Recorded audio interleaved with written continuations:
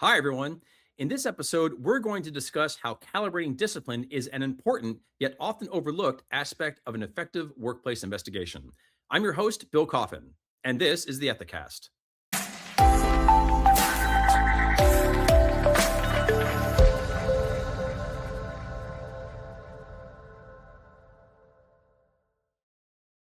On a long enough timeline, an inevitable outcome of workplace investigations is disciplinary action. Applying the right level of outcome to an investigation is crucial to a fair and effective ethics and compliance program. It's something that the Department of Justice's evaluation of corporate compliance programs encourages, but doesn't necessarily require, which places it in the realm of voluntary best practices. But what is the DOJ really looking for? And what really constitutes a best practice? With us today to discuss this is Jodie Fredericksen and Eric Jorgenson. Jodie is VP of Data and Services at Ethisphere, where she specializes in implementing corporate compliance solutions for Ethisphere's clients. Her work includes providing clients with ethics and compliance thought leadership, drafting and revising policies that meet the highest ethical and legal standards, and evaluating clients' ethics and compliance programs. Eric is a director on the Data and Services team at Ethisphere and specializes in ethics and compliance program management, specifically the evaluation and implementation of corporate compliance and ethics solutions. His work includes evaluations of client programs, assessment of programmatic components, and operational thought leadership for clients. Jodie and Eric, welcome back to the Ethicast. It's great to have you on the show once again. Thanks for having me back, Bill. Thanks, Bill. It's good to be here. So before we get into the details, let's start at the surface. Discipline calibration really sounds like something that's perhaps more suited for a human resources podcast and discussion. So why are we talking about it from an ethics and compliance point of view? Well, Bill, I'll take that one.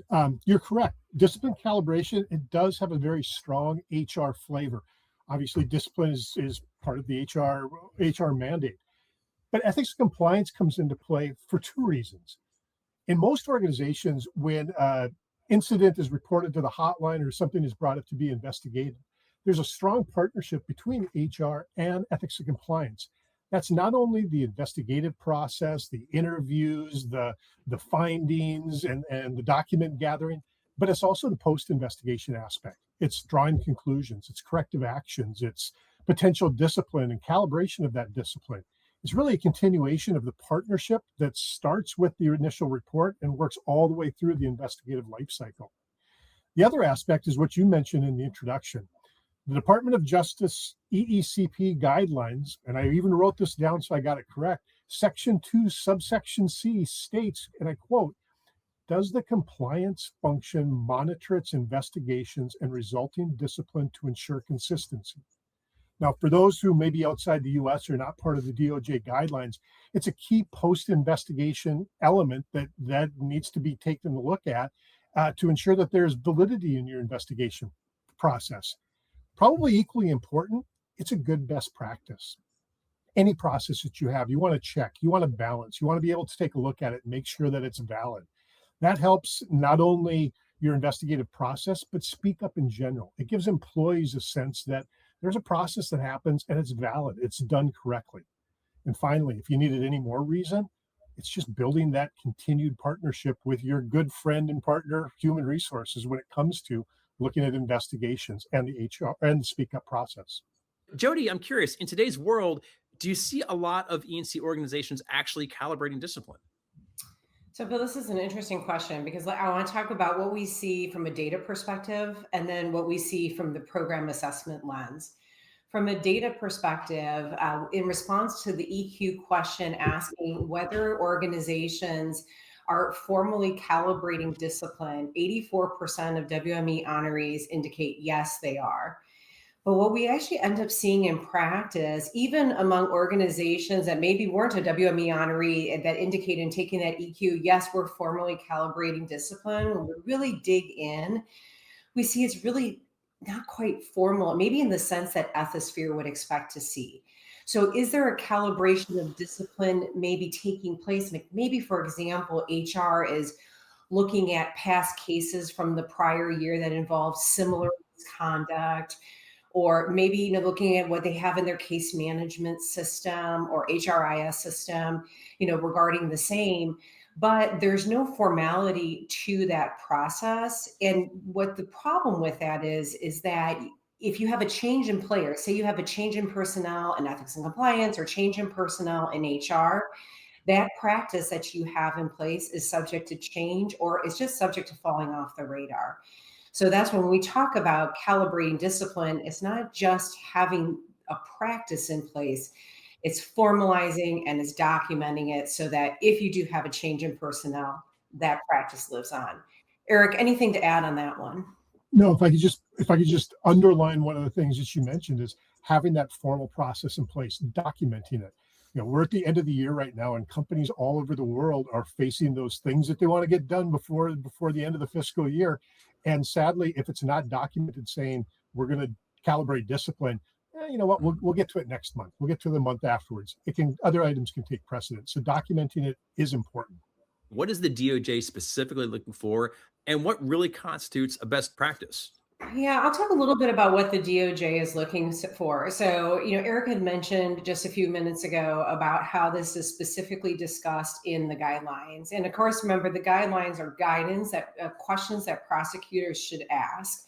So it's not requirements, but it gives a good indication of what the DOJ is directing prosecutors to look at, which then means this is what organizations should be focusing on as well.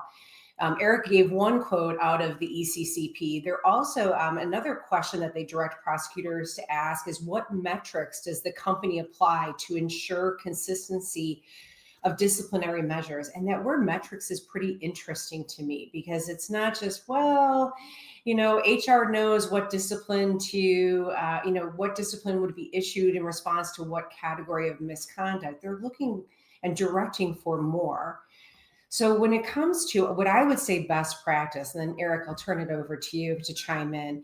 What I have seen as the most mature, at least, is having a discipline calibration committee. Not that committee would maybe meet for every single grievance that is being lodged, but maybe even for more serious allegations, serious type fraud issues, maybe involving, maybe more senior level people, so you can frame it however you'd like. But what I have seen as the most developed is having that committee, having that formalized practice, and then looking to see, are you fairly issuing discipline, across different geographies that your organization operates in? Is the U.S. HR folks acting similarly as those in APAC, for example, for the same infractions? Maybe looking at metrics like the level of the employee. Are you treating a manager different than an individual contributor that committed similar misconduct? And then this is where I think it gets important. What about if it's your key salesperson? Your key salesperson, were they treated differently than somebody else? So, trying to look to make sure that it actually is being calibrated across different levels. And why this is so important is just to echo what Eric said, is it all goes back to culture. Right? If employees think that there are different rules for different people, that's going to chill that speak up environment. I also think that the calibration committee, though, or a group of people doing the calibration, you had mentioned, the consistency in discipline, but also being able to recognize when there's going to be differences. Are people treated differently depending on the severity or depending on their position? It's being able to explain what does that discipline look like from an ethics compliance standpoint, and ultimately from the entire company's standpoint. Eric, this seems like a pretty big initiative, and I'm not sure a company can just snap its fingers and make all this happen. What have you seen companies do in order to comply with all this? Like, what initiatives have you seen, or would you recommend implementing to achieve a level of best practice here? So there's a couple of things I want to mention, and bear with me. I'll try to keep it as brief as I can, but there's a couple of key points that I want to make sure that companies are thinking about when it comes to discipline calibration. First of all, first step is just thinking about who's going to have a seat at the table. Who's going to organize this? We've been talking about the combination of ethics and compliance as well as HR. They're the natural group. Jodie just mentioned a committee. I would argue that from a working standpoint, it's ethics and compliance and HR that are going to gather those statistics. They're going to pull together the information. But whether it's a discipline committee, a lot of companies have ethics committees. They have ethics and compliance committees that help advise the entire function. You could use that committee, and I have seen that committee be used for discipline calibration as well. The other thing that we've mentioned in previous questions is the documentation, making sure that whatever program you put together, you write it up in your ethics committee charter, when you write it up in your procedures, things like how often are you going to do it? To Jodie's point, are you going to do it after every investigation? Maybe you do it on a quarterly basis or a monthly basis, but how often do you get together? Who's part of it? What statistics? Who's going to pull the statistics? Maybe the CECO should chair the committee meeting that talks about it. So putting together those logistics. A couple of other things that I wanted to mention. Jodie gave some great examples out of the DOJ guidance on what type of statistics to pull. There's some other statistics or other factors that go into that calibration of discipline. What I've seen, things that I've just thought of and pulled from other organizations. Again, what's the financial and reputational severity of the incidents? Was this a policy violation or was it an actual illegal action that was found? Does the employee have a past disciplinary record? Is the leadership involved? These are different factors that are going to come into play. And I would argue every organization, every company needs to look at what are they doing, what's the makeup of their company and their organization, and what metrics matter to them, what are relevant. Two last points I want to make. One is, let's also not forget about the corrective actions that come out of a discipline calibration. Maybe you are not calibrating your discipline correctly. Maybe your East region is handing out discipline different than your West region. So as an organization, what are you going to do to address that? And I would argue that should be a formal action plan. Who owns the correction? What are the dates it's going to be corrected? Who's going to participate in that? When is it going? It's like any good project, you're going to have some corrective action steps to make sure that errors are corrected. And then finally, also like any good project management, let's make sure we're constantly reassessing corrective action procedures. Maybe at a yearly basis, you look and say, do we have the right people calibrating discipline? Do we have the right metrics? Are we doing it frequently enough? Are we doing the right conclusions? So taking a holistic approach to discipline calibration to make sure you're doing it right. Well, I feel like we've covered an awful lot of ground in a fairly short period of time, and I've learned a ton during the course of this conversation. So, any final thoughts from both of you on this? There's so much to talk about. I'll be happy to go first. I want to make sure that organizations realize they don't have to hit a home run right away. Put together a good discipline calibrations process with a small group to start off with. Start off with a small group of metrics and build your way in. Mature your organization, mature your program on discipline calibration as time goes on. Make sure that it's getting better over time. Make sure that whatever you have today is better than it was yesterday, and have plans to make it even better tomorrow. So don't hit a home run right away, but always work to improve. Jodie, your thoughts?